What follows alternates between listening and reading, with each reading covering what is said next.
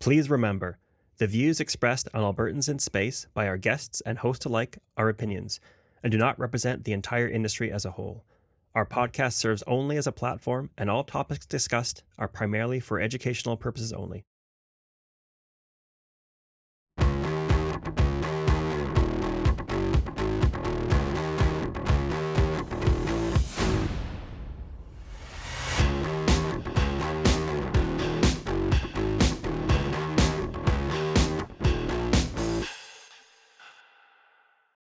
Welcome to Albertans in Space, the series where we talk to Albertans making waves in the local and global space industry.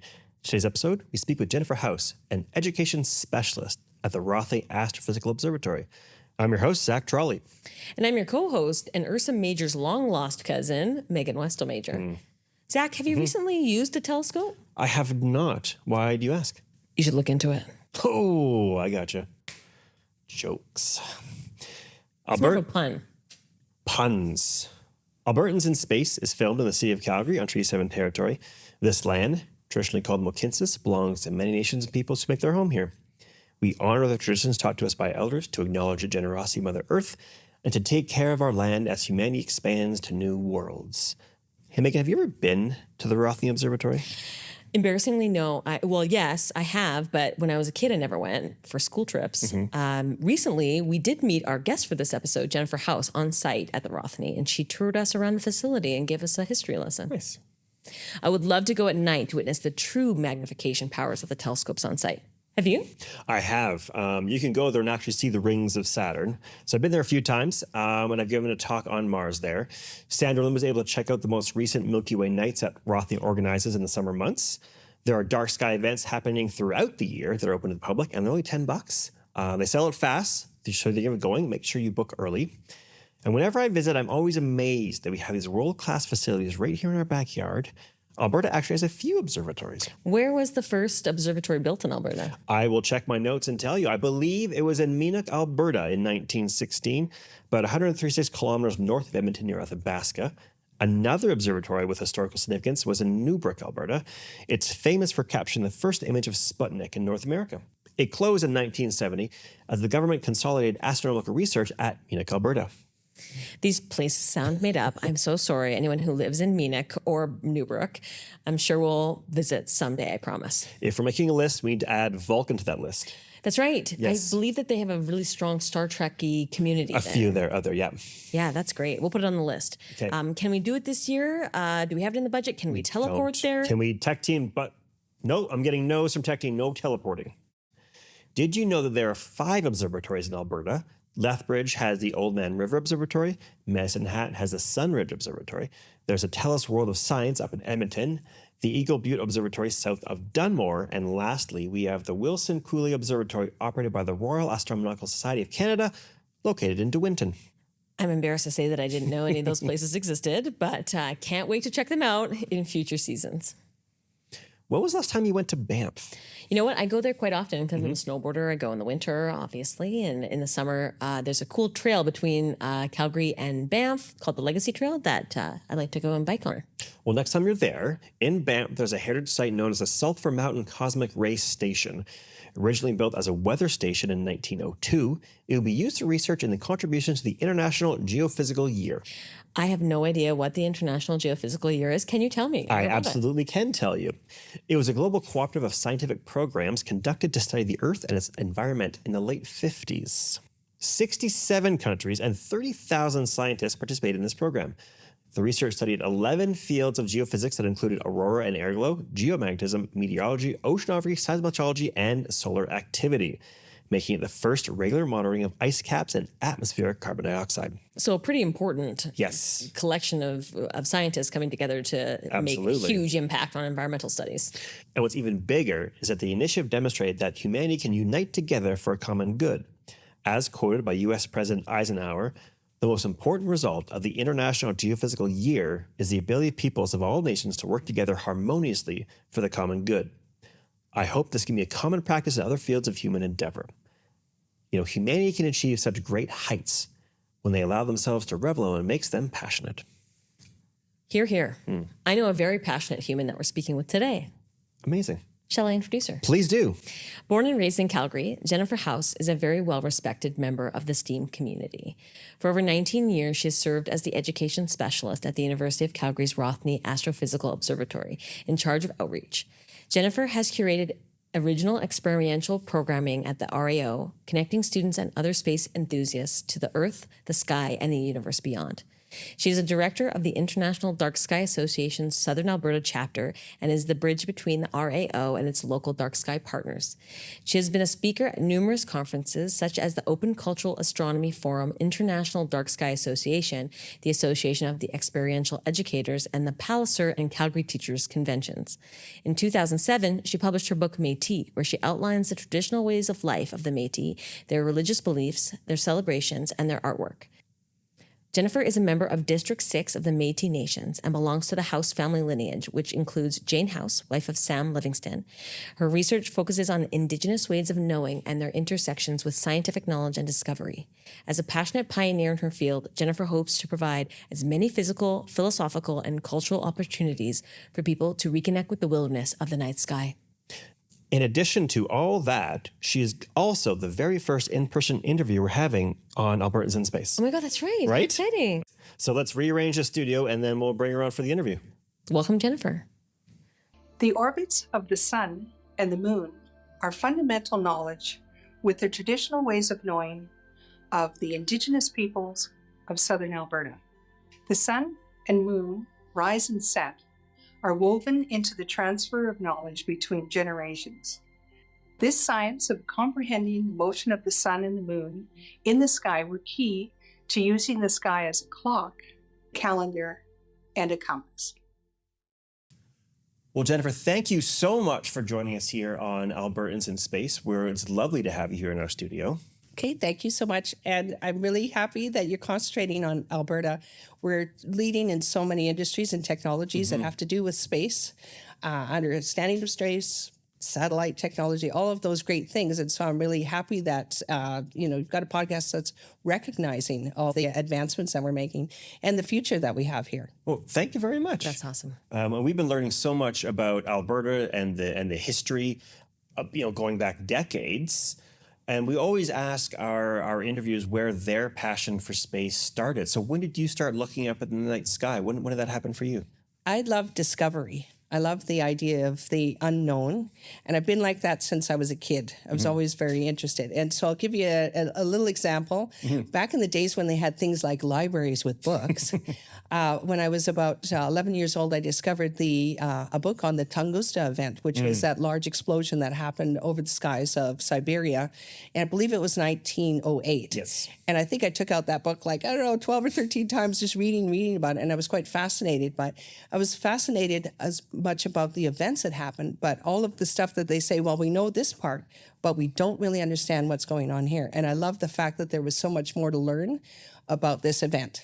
And even though it was historical, we still were learning about it today. And so that's what I love about astrophysics. Can you explain what that event was? Sorry for the person who doesn't know. Yeah, go ahead, please. So there was a large celestial body that exploded over the surface of the Earth. And that happened in 1908. It was in a very, very remote part of Siberia. And an interesting thing happened. It's when you expect, say, like an asteroid to come down, you expect it to make this crater. And then there's a certain process that happens with something that hot, that fast hits the Earth. That's not what happened here. Instead, it essentially flattened the vegetation for a huge area, say an area about the size of Calgary, was flattened. And biologically, biologists go into this area today, and there's still some very strange regrowth. And so they think that maybe an asteroid explodes, or there was even a theory for a while that possibly a comet had exploded over the surface of the Earth. And so it's like I said, it's so remote where it happened, but can you imagine if that happened anywhere else on the Earth, right? Or if it happened today as opposed to 1908 in a remote area. And so, like I said, there's still lots to learn. I did have actually a conference of biologists come to the observatory once, and they were talking about it because they say that there's still expeditions to go out and check out this regrowth. I think it's fascinating. I think it's interesting you mentioned, there's always things to learn. I remember going into the library and reading things about, the science and the planets, and that's outdated now. They, even through my lifetime, these things are changing and evolving. And I think that's great that we're doing that and have to update as we go along. When did you start your work in the observatory? So you started as a kid in the library reading about all these events, and how'd that lead you to the observatory? Well, I've been with the observatory for 19 years now, and it was a part-time job. I have and most people are so upset when they find out that I'm not an astrophysicist. Sorry. My undergrad degree is in Indigenous Canadian history, and love history. I've been a history nut all my life, and but I also have a graduate degree in museum studies. So how to operate an observatory, which is open to the public. And so started 19 years ago, and slowly have been building the relationship with the community, as well as learning a ton of stuff myself. I'm very fortunate that I work with some brilliant people, and listening to them talk, learning about their research, learn about how they go about their science. And so I'm a member of the Métis community, and certain knowledge that I have, as well as I'm always learning myself. And it's just been really fascinating journey for me to learn about two-eyed seeing, different perspectives on science and our understanding of our place in the world in relation to the cosmos. Right. It's endlessly fascinating for me. So it's been a great 19 years. I do have to say, though, it's a very physical job. Okay. I'm out in all weather. I'm moving buildings and telescopes around. It's taken its toll on me. So the best thing that's happened to me is undergrad students because they come and help me out and do all this stuff. And so I learn from them, they learn from me, and that's worked out. And that's really how we do things now. Okay, that's amazing. Thank you. And you're an education specialist, so you talk to a lot of the groups that come through during school years and the summer months. So we do school groups, yes, and very specific curriculum links, say like grade 6, for example. Grade 8 does light and optics, grade 9 space exploration. And then in grade 4 and 5 now, they're starting to introduce celestial motion and light and optics, fundamentals. But what's interesting is Astro isn't a part of the high school curriculum. And given that, like when I was a kid, the chance of working with anything to do with space would have been like zero. Right. But now I do look at a classroom full of kids, and I think there's a few of you that one or two out of there. And you're going to have to understand things like the physics, orbital mechanics, just some of those basic things about near Earth space. And yet, for some reason, at the moment, physics does not include that in senior high, some of these basics of astro. So I'm hoping that since they're so busy changing curriculums, that might be more of a future thinking curriculum is. Well, even, I'm of, let's say, the generation that still have, woodworking and mechanics in shop. But even if you don't become a mechanic, learning how to change your own oil and that kind of stuff is useful. And I'm thinking, even if you don't go into a space career, knowing about space and knowing about how these things operate, knowing what a satellite is and those things, I think is valuable in just general knowledge. Do you agree? Oh, absolutely agree. And I actually say that to students. Sometimes I'll talk about, like, what are your plans? You're going to go into biology, or you're going to go into political science or whatever. Talk about that. And I said, you realize that now you're going to be a policymaker. Right. So you need to have an understanding of what near Earth space is if you're going to be considered responsible for conserving it, or understanding how we're going to move in that and how we're going to create economies from that. I challenge kids to this as well. I said, what do you think? What if we go out to an asteroid, bring back these rare earth minerals that we are very quickly running out of on Earth, brought them back to Earth? Right. Then I said, that's your job now to figure out, how do we value that? Who owns it? And how do we enter something that's not of this earth into our economic systems? Then they all look at each other and they realize it's not just about that one nerdy kid who wants to be a scientist. It's about everybody. We talked a bit about that, I think, with Sean Mitra in season 1, because he was a space lawyer, and talking about right now we're trying to figure out, who owns this stuff, how do we run markets for these things.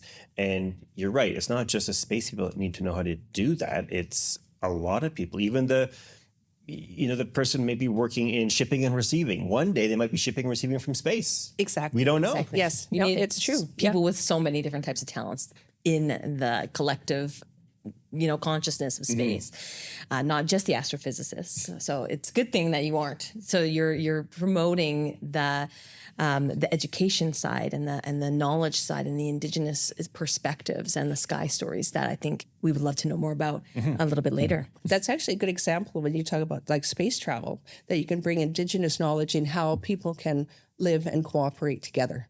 And that's a huge factor, because we've all seen the sci-fi where everybody goes crazy on the spacecraft and bad things happen, right? So how do you avoid that in the future? Is that perhaps introducing some Indigenous ways of knowing about how people can work together and cooperate in these types of environments. There are so many people who've lived their entire lives in the city and have never seen the stars as our ancestors did, and that the Indigenous peoples lived on this land. What type of stories can you find in the sky?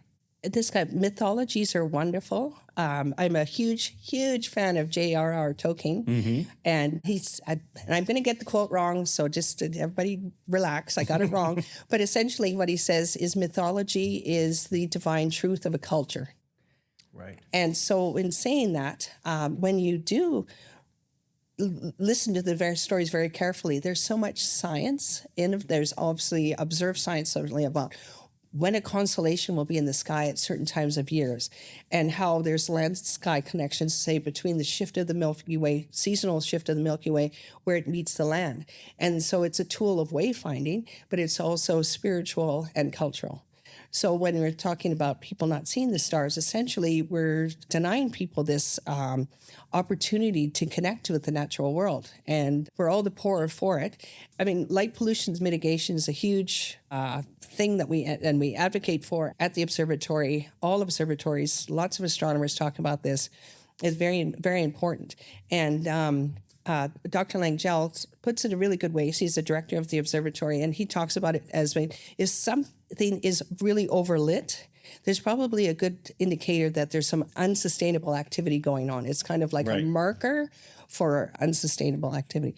It affects us not only, like I said, spiritually and culturally, we lose that connection to the natural earth, but it's very hard on us as humans. We've evolved this. The earth goes around the sun, it spins at a certain rate, moves at a certain rate, and we've evolved to that. So we need night and dark, the dark of the night, and we need the brightness of the sun during the day. And that's the way we've evolved. And then a light came along, and that's really, when you think about it, it's just been 100 years. And said what a typical human thing is, like, light is good. So that must mean, more light must be better. Yeah. And that's absolutely not the case. And so the good thing is, like, LEDs are bad, and yet there's what's good about it now is that we're starting to learn to work with them. What we should be working towards is smarter lighting. And so, for example, having, go to more yellow spectrum at night instead of the bright blue, for example. Bright blue is great. It's great in the middle of the day to have some nice bright blue spectrum light coming from the sun. Not great at 2 a.m. when we're supposed to be sleeping. And we need that calm down. So unfortunately, people have been exposed to that bright light, say if they're nurses working shifts, right, that bright light all the time, is that they find there's a lot more incidence of cancer, for example, because we can't handle it. We're not meant for that. But neither are animals, insects, trees. Everything needs darkness at night. And so if we could just be smarter about lighting what we need when we need it. So if you need a walkway lit, absolutely. We live in a 24-hour society. Light the walkway when somebody's walking on it, but then if nobody's there, you don't need it lit anymore. And just things like that. And that's the advantage of LED lights, is that it's more possible to do that type of smart lighting. Do you see that happening at Rothney quite a bit, because the city's kind of suburban sprawl and it's always being pushed to the limits? Do you see that happening, that there's more light when you're supposed to be a very dark sky? Yeah, you can see pictures. So you see pictures from space, from the International Space Station. They take pictures of all major centers in North America. Unfortunately, Calgary and Edmonton are some of the most brightly lit spaces in all of North America. Wow. So it's a contest we didn't want to win, but we seem to be winning. And it has to do with, once again, blue spectrum light and overlighting. You think things are going well, and then they put up these obnoxious bus shelters that are blasting light all night long. And I'm thinking, who's taking the bus at 4 a.m. when the bus isn't running? Like, why do we need to have that there? Yeah. I don't know. So you mentioned, the sky and the moon, and constellations being of cultural significance. I wonder if you can tell us that from an Indigenous perspective, what that looks like. Because you mentioned, not many people get out of the city to even see these things, right? They might not even know what the Milky Way looks like. In your experience, I'm sure you've been around people that have seen this for the first time. What's it like when they see that for the first time, when they realize all these stories are there and they've always been there? Yeah, it's pretty wonderful when you see people making those bigger connections. And so I call it like the real thing moments. And so you can see incredible images on your computer, you get on your phone. But when you come out to the observatory, that's your chance to look through a telescope and actually see the real thing. Or look up in the sky and we can point out, like you said, where the Milky Way is, the different planets and the path that they're following on the ecliptic.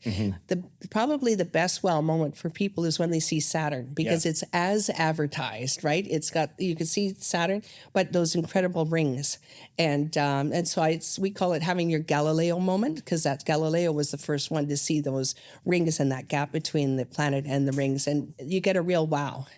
Interesting, when COVID happened, and of course we had to shut down for a period of time, we would get together on Zoom and talk about, remember how people used to look at Saturn and we thought it was so great. Like, we missed it terribly, and we didn't realize it. We didn't realize how valuable that was for people to share that with people, that incredible moment. Because then it's there, and then we can say, okay, now we're going to show you Andromeda Galaxy, and then now we can show you the Hercules cluster, and that's millions of light years away, and you start building on their knowledge and their understanding of what's in the sky. And that's a pretty incredible feeling. And you, like I said, you want people to be in touch with that. I mean, this is their universe as well. They're entitled to see all of these incredible things. And it's nice that we get that chance to show them.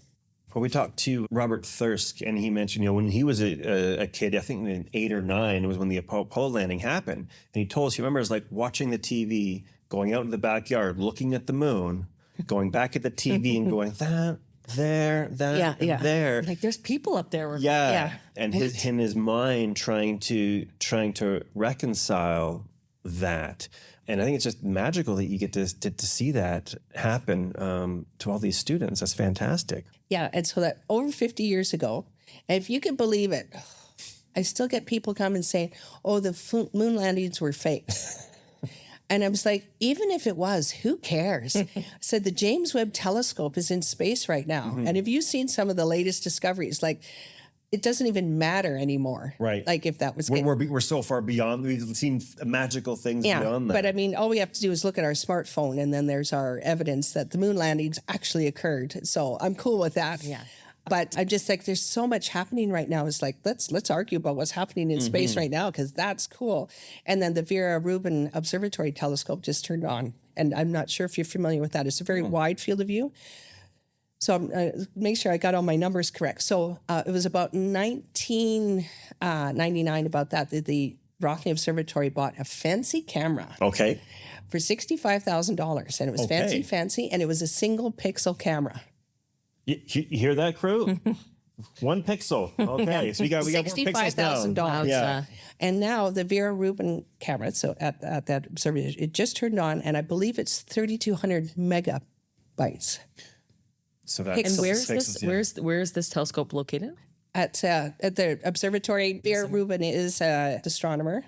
And she's just a real trailblazer in women in astronomy and her incredible research. And so I'm glad that it's all named in her honor. But this camera is fancy smancy. How much is that camera? Yeah. I can't even imagine how much that camera would be. $2 billion. Yeah. And then there's also the Gaia spacecraft that's been in space, and they're taking angular measurements, the distance of stars, and that's a 1 billion pixel camera that's doing that work. Pixels. Yeah, and so that's not that long a time to have that development of technology. So like I said, this is incredible. And so if people want to start talking about oldie moldy stuff like that, I'm like, let's talk about what's happening today, because this is really quite amazing. It's almost as if there's not even any sci-fi to write anymore, because the technology is moving so fast. And it almost feels like we're living in a sci-fi movie. Feels like it sometimes, yeah. Yeah, absolutely. I have a question. So we were able to go and meet you at the Rothney, and we did a little bit of a tour around. Can you tell our listeners a little bit about the telescopes that are on site at Rothney and what other spaces there are there? Okay, so it was Dr. Clark joined the physics department, and it had just become physics and astronomy at the University of Calgary. And so in 1970, they said to him, it would be great if the students had a place to do some observing. So he drove around and found this nice piece of land, had a beautiful south-southwest exposure. And so he looked into it a little bit more, and that was owned by the Cross family.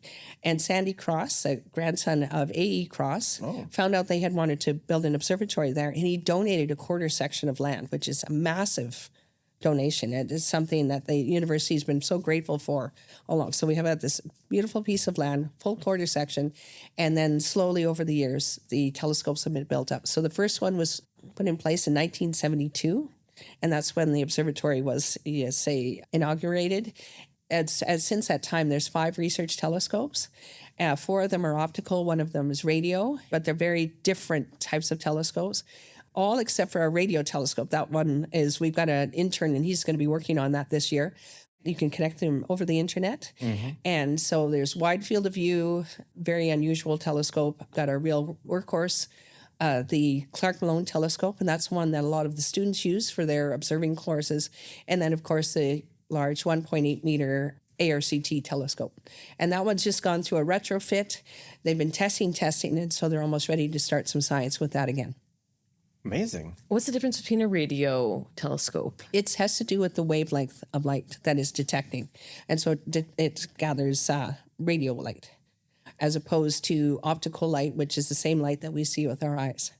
And so it's all along the electromagnetic spectrum, these different wavelengths of light, and it's just different energy levels.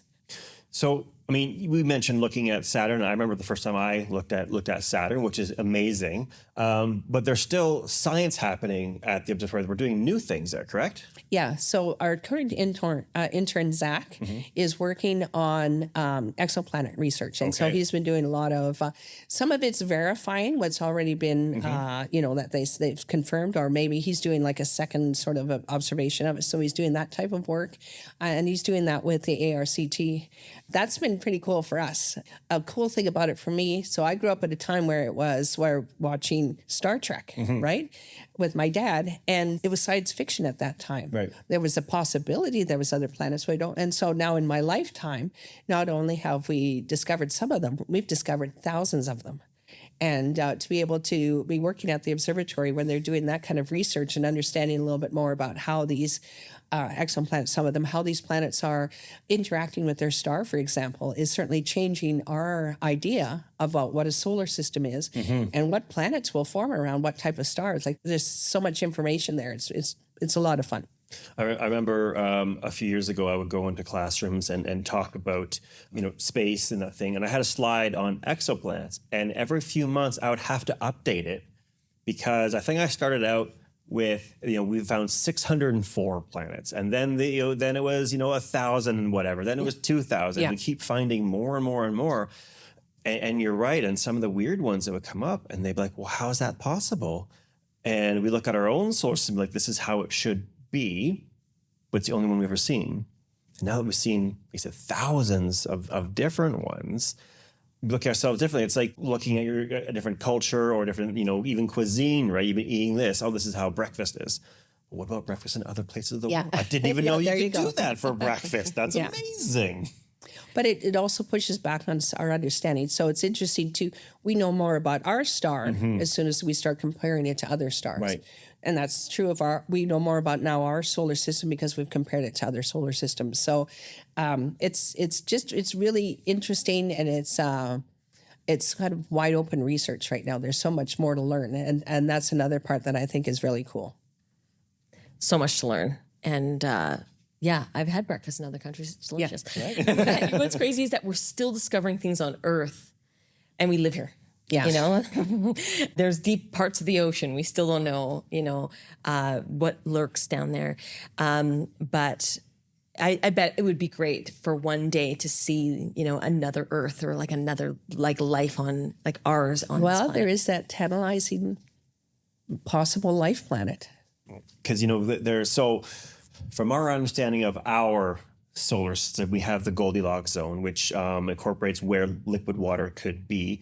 Earth is on the edge, and Mars on the outside is just outside that zone, depending on how bright and large a star is and the distance that they're from.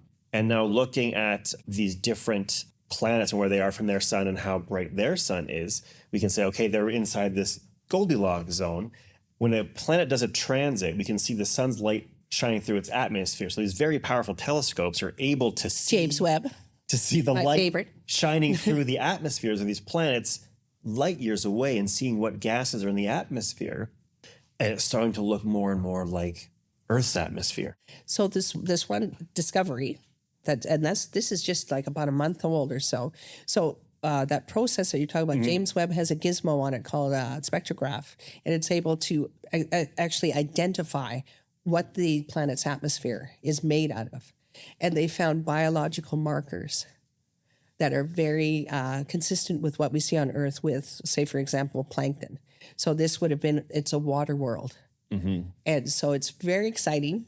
There's a lot of skepticism around it. It's all good. That's science. It's the way it's got to be. But they're like 99.7% sure. Wow. But they got to be 99.9% sure for it to meet scientific rigor. I think that's mind-blowing. But in that movie Interstellar, that was also filmed in Alberta, they have that scene where they land on the gravity planet there? The water waves? planet. Yeah. That it's just like super shallow, but everything is water. So I wonder if that's what it would look like. Well, we do see some of these planets out there that are so close to their sun that they're tightly locked. So like all the water would be on one side of the planet, not the other, pulling like crazy stuff. Yeah. Even more than sci-fi could imagine, we're finding in real life that are crazier than we can even imagine. So this may be the first life planet that we actually have evidence for. So stay tuned. Stay tuned. Stay tuned. Yeah. Stay tuned. Yeah. And so I think they estimated probably about at least a year more of research to verify that that's actually what they're observing. Now, this is hard science, right? We're talking about, verifying fact and comparing things. But there's also, us humans, we are storytellers, and we are bringing our culture with us. And we've had, some discussions about, going to the moon, going to Mars, and the difficulty of landing on these places and they being alien worlds and trying to describe these alien worlds and trying to kind of shed a colonizer view of that when we bring forward. From having been staring up in the sky for decades, do you have any thoughts on that, on how to approach our, moving into the next frontier with an open mind? How do we do that? Exploration doesn't mean colonization. That's two different things. What's happening now with this proliferation of satellites that's being sent up constantly into nearer space, that's colonization, because we have no choice over that in Canada. There's no way we can vote against that or say only so many, so that's colonization. But trying to figure out a way that we can get to Mars, do some science and learn some more, that's exploration. Right. That's a whole different thing. I guess it's important to understand the difference between the two. And the UN is in support of quiet and dark skies. And there's certain committees set up globally for that. To try and understand a little bit more about how we can, not necessarily police, it's just like trying to understand what it is, how can we occupy this space without the colonial vibe? Like why is that our first go-to? Our default. Yeah. And so that's very important for me to understand that. And just to think about conserving the wilderness of the dark sky. And so when you do hear, different conservation groups, they're always talking about air and water and land. All of those things are important, but I want them to start thinking about the near Earth space as part of Earth's biodome as well. And we should be thinking about near Earth space, and that's something that needs to be conserved as well. And not just shrug off, and then suddenly that there's so much material up there that it becomes, once again, something that we have to deal with. Space junk. Yeah. Oddly enough, the the majesty of space, let's call it. I was in in Jasper in the Dark Sky Preserve many years ago. And me and my now wife, we went out kind of out in the wilderness out there. We had our own tiny little telescope. And what astonished me was it was a full moon, and we were casting shadows from the full moon. That it was dark enough outside that we could see perfectly, and we were casting shadows. Yeah. And that absolutely blew my mind, because that would never happen in this city. But that was nature. That was, like you said, the lights have only been around for about, electrification of cities for about 100 years. For millennia past, that would have been a normal occurrence that everybody would have said, oh yeah, of course, in a full moon, you cast a shadow. And then you have Métis hunters would have been very in tune with that, because you don't hunt on the full moon because everybody can see everything. Mm-hmm. When animals are active is on the new moon when it's dark. And that's when the animals were on the move at night. And it's just something that people understood, and it was survival knowledge. And now we're so far removed from that in such a short period of time, actually, surprisingly. I do encourage people, go out, take that chance to, go out, go camping, go in places like Jasper. Yeah, please go to Jasper and stay in their hotels and get things going there again. So that's great. But Jasper has done such a wonderful job with presenting people that this is really something that's a resource, is these beautiful dark skies in certain parts of Alberta. Absolutely. When these kids come to the observatory, what are some of the questions you get? Kids are brilliant, and they're, but I love the fact that they ask really good questions, and the fact that they have the scaffold and knowledge. They have the knowledge that they bring with them that I can give them an answer that builds on what they already understand. Right. And they're very tuned into the latest discoveries. So it's always kind of funny, because when I work with, say, like an undergrad student, I would say to them, this is like a grad oral exam that you're going to get from these little 6-year-old cubs. So just be ready, because you're going to get some big questions, clarification. So they'll hear about some latest discovery, and they want to know the details of that, and how big, how fast, how near, those sorts of questions. It's, I got a million stories of funny little things that they say in their understanding, but I'm always blown away by the fact that these are big concepts. It's very abstract, and yet they're open to some of these really big ideas. I do try and say it has to do with what we've observed. I don't entertain questions like, oh, what if the Earth stopped spinning all at once? And I'm just like, so what? What if it does? Would we notice? Probably, and it would be bad. Yeah. I don't like to go through those. I just like to say, what are we actually observing? And what are we actually observing, for example, the core of the Earth and the weird spin and the fact that it reverses at times and it changes. Like, how about that? Let's talk about that. And so that's kind of where I am. I like talking science with kids, and I like the fact that that's what they want to hear about when they come to the observatory. That's what they want to learn. I love to speak cultural, traditional, mythology. I love all of that. I think there's magic in the real world of what we can see. There's so much interesting stuff. And we all have access to this information that we can look it up and figure out what, because there's so many different sciences, there's so many different universities and organizations that are working on these big projects. I believe there's 4 major projects right now that are trying to understand dark matter, for example. Right. If you want some fascinating stuff, have a look at that. It's really cool. And so that's where my head's at. Amazing. And what is dark matter? We talked about it in season 1 a little bit, but I forgot. At the turn of the century, they said that why things moved the way they did was something called ether. And so they said, so it was a human concept idea, and they were trying to place it on the universe. Oh, it's ether. It's the ether that's making things move the way they did. Then realized, well, it doesn't work that way. You have to observe something in order to be able to say that there's a force acting on it. And so then there's an understanding. We talked earlier about the model of the solar system. So we understand the solar system, the planets orbit around the sun in a certain way, and they speed up, they slow down based on our understanding of our model of our solar system. So then therefore, that's our understanding of gravity. So then if that's how gravity works, if we're looking at a galaxy, then we expect there's the mass at the center and things to orbit around the center of the galaxy in a certain way, similar to a solar system. And that's not what's happening. And so there must be other forces acting on how that motion happens. So then that was the idea of dark matter. That's interesting. And Vera Rubin. Can you see dark matter? No. And that in the same way as you can't see gravity unless I drop my coffee here. We can observe. You can see It's just something you know. Yeah. You know. Oh, that's so interesting. And so, but then the question, what is it? How does it work? There's many, brilliant scientists out there saying it's not a thing. Because it's something you can't see, and we only trust what we can see. And that's the part that this is all going back to that discovery, the idea that people are having these really big ideas, but it's all based on observation. Like, what are we observing with these telescopes, and what are we learning?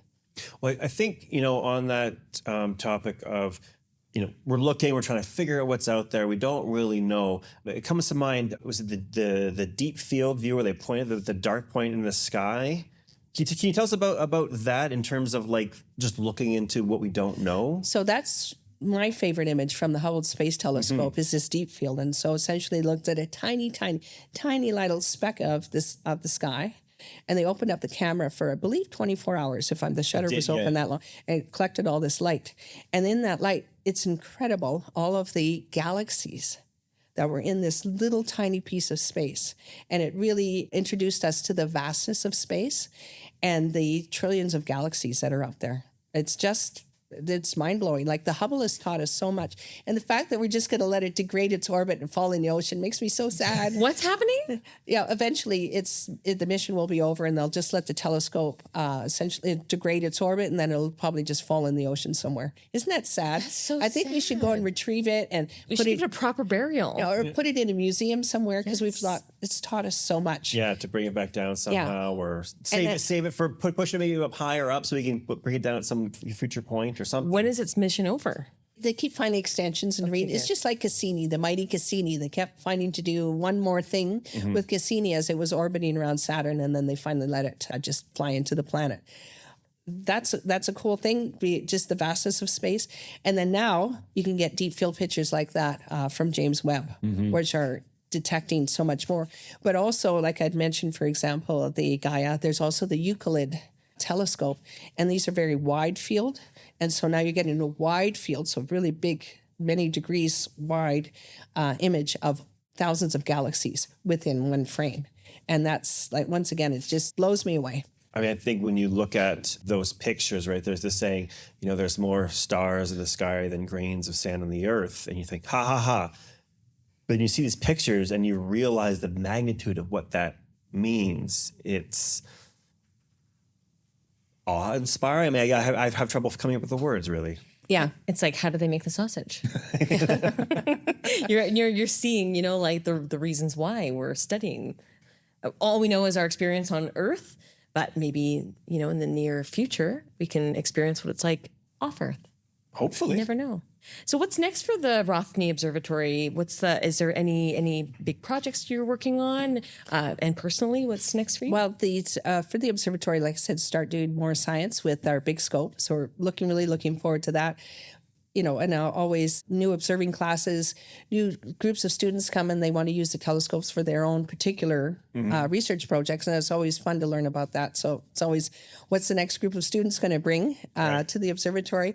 And of course, we do have space nights that happen throughout the year. And then in the summer, we do Milky Way nights. So there's always something happening. Okay. And then we're working more with, like I said, grade 4 and 5 is now coming to the observatory. And the grade 4 and 5 kids are a whole different thing.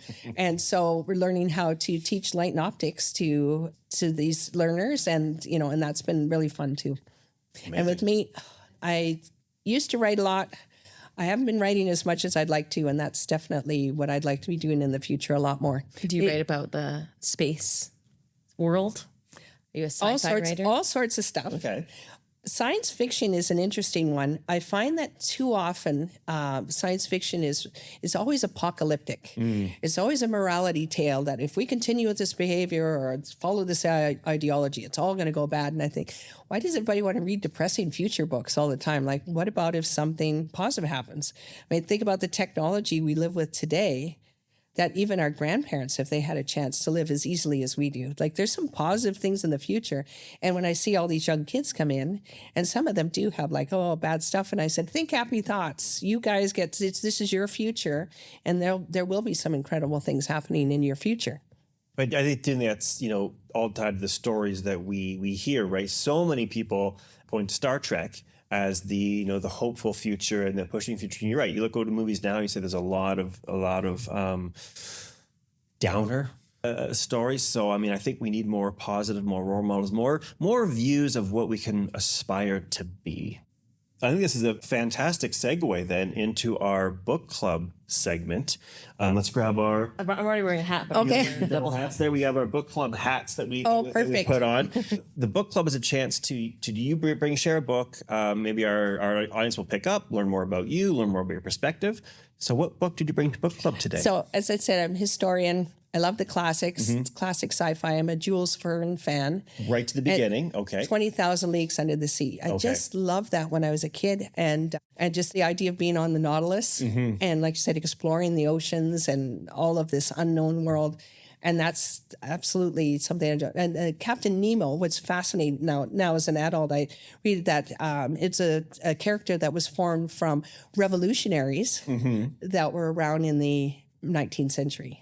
And that's what Jules Verne borrowed some of these personalities, their traits, their characteristics, and created Nemo. I try and vary my sci-fi reading, and it's interesting when you read when it was written, then you read the world of when they created it. If we go back to Mary Shelley, right, Frankenstein, when, possibly the birth of modern sci-fi.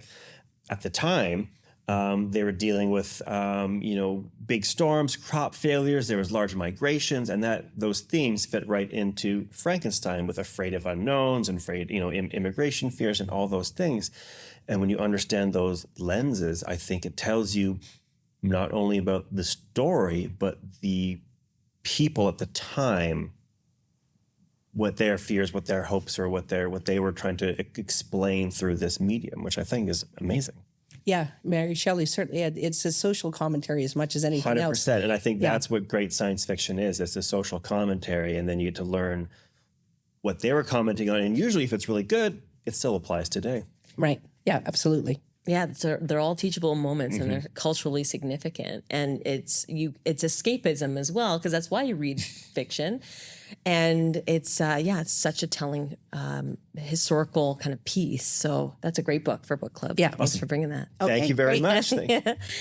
You told us a little bit when we were at the Rothney about a specific telescope that was dedicated to somebody. I'd love for you to talk a little bit about that. So that's Kaylee Green. Kaylee Green was my first student that I worked with, undergrad student.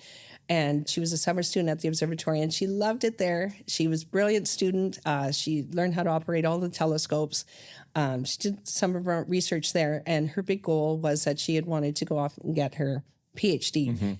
And so she did accomplish that, but unfortunately, Kaylee passed away just when she got her PhD. And it's been quite devastating, because she's just this young person, so full of promise and so full of life. And so we've been very grateful that her parents have asked us to name the telescope in her honor, and that's our wide field of view telescope. And so there's a fairly nice plaque up with a picture of Kaylee and a little bit about her story and her research that she was working on. And so that's something it was a big dream of hers, and I'm so happy that in her life that she was able to accomplish that. It's beautiful. That's an amazing story. I just wanted to highlight, because that was such a wonderful tribute. And the hilarious story of the kid saying, "Is that you?" Oh, in that picture? It's like, I'm still here.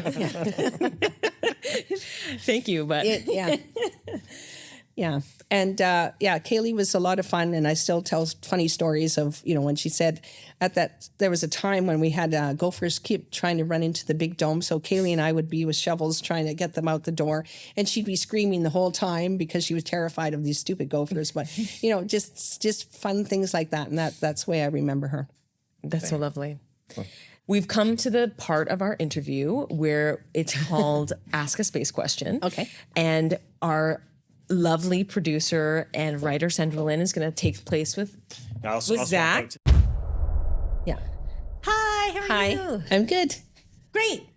Okay, today's questions come to us as a video message from two young friends on Instagram. Hi, I'm Nat. And I'm Gabs. And we're from Calgary, Alberta. If you could visit any planet or moon, which one would it be and why? That one's really easy for me, actually. So I'm just going to keep it to our solar system. So we'll just keep it within that frame. Is that I would love to go to the moon of Saturn called Titan. If you've ever seen pictures of Titan, it's very ethereal. It's really otherworldly looking, and it has these blue-green clouds.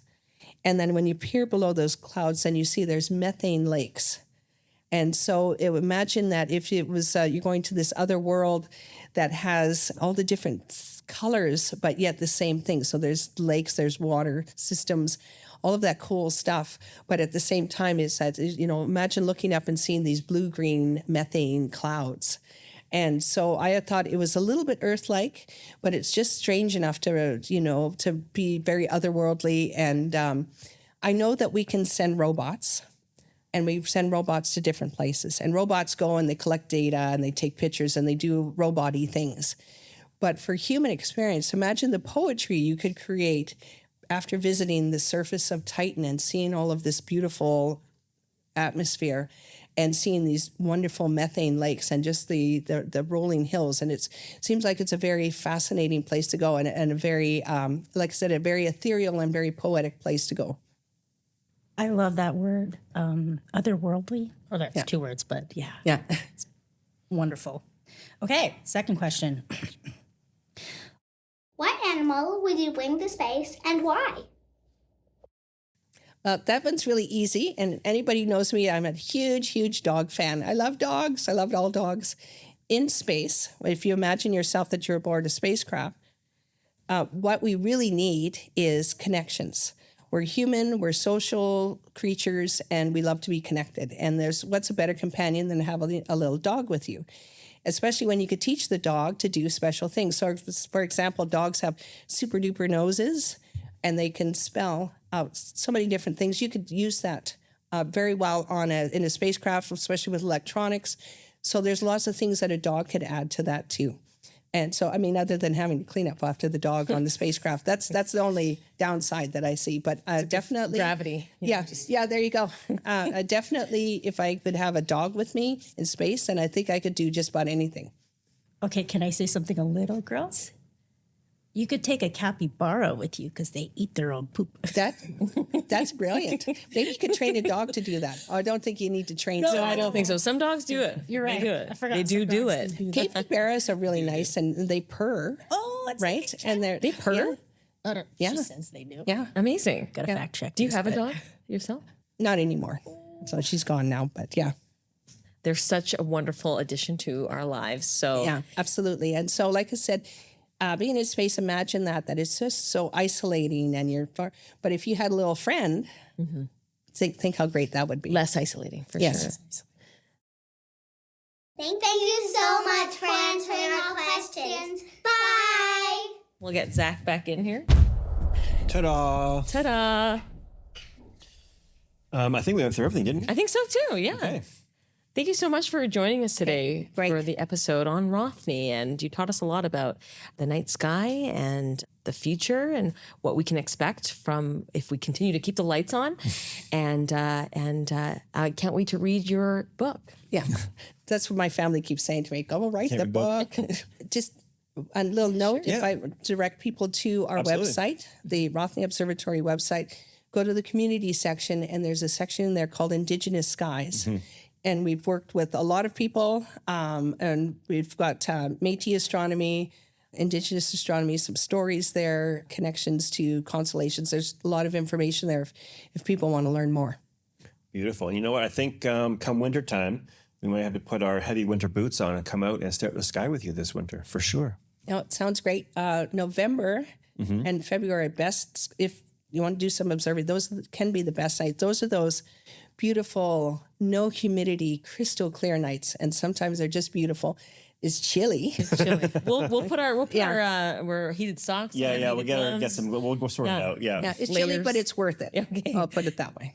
Well, thank Yeah, you. can't wait. Thank you so much for coming in to studio with us. We had a great time talking about it, and hopefully in season 3, 4, 5, 6, 7, 8, 9, 10, we'll talk more and see what discoveries happen in the future. We're looking forward to it. No, sounds great. Thanks, Jen. Yeah, Thank thank you. you for inviting me.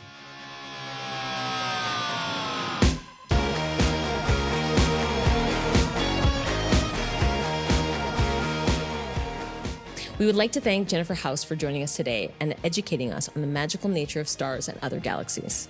If you'd like to keep up to date with the Rothney Observatory events, please check out the UFC website, links in the show notes. Follow on Instagram at Rothney Observatory, or you know what, just head to one of their events. Shout out to Sandra Lynn for her writing research efforts, Matt Waterworth for being our sound video engineer at No Cap Content Studios, his assistant, Parth Kalkar, 6 Degrees Music and Sound, and Kristen, our behind-the-scenes photographer, for helping us make this podcast sound and look amazing. On the next episode of Albertans in Space, what's up with rocks? We speak with U of A professor Chris Hurd, a geologist who studies the rocks that fall from space. Thank you so much for watching Albertans in Space. We hope you enjoyed today's episode. You can watch Albertans in Space on TELUS Optic TV, Stream Plus, and our YouTube channel. For those who prefer listening, catch us on Spotify. If you like the show, don't forget to hit subscribe and give us a like. Your support means the world to us. Lastly, stay connected. Follow and say hi to us on Instagram at @AlbertansInSpace_podcast and on TikTok at Albertans in Space. Thanks for watching. We'll check you later. See you next time.